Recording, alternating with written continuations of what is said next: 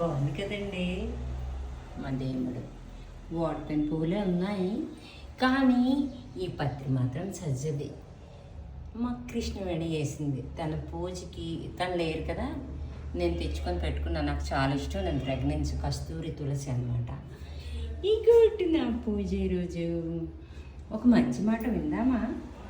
కష్టం వచ్చినప్పుడు కన్నీరు పెట్టుకోక, కష్టం వచ్చినప్పుడు కన్నీరు పెట్టుకోక, నష్టం వచ్చినప్పుడు నీరస కూడా పడిపోక, కష్టం వచ్చినప్పుడు కన్నీరు పెట్టుకోక, నష్టం వచ్చినప్పుడు నీరస కూడా పడక, నీకు జీవితం ఇచ్చారు. ఎవరిచ్చారు జీవితం నీకు?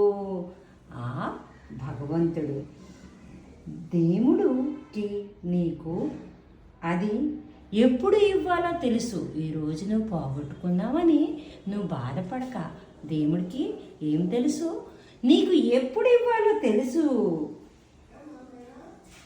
నమ్మకంతో ఉండు. ఎవరి మీద నమ్మకంతో ఉండాలి? మన భగవంతుడి మీద మనం నమ్మకంతో ఉండాలి. అది రైట్ టైంకి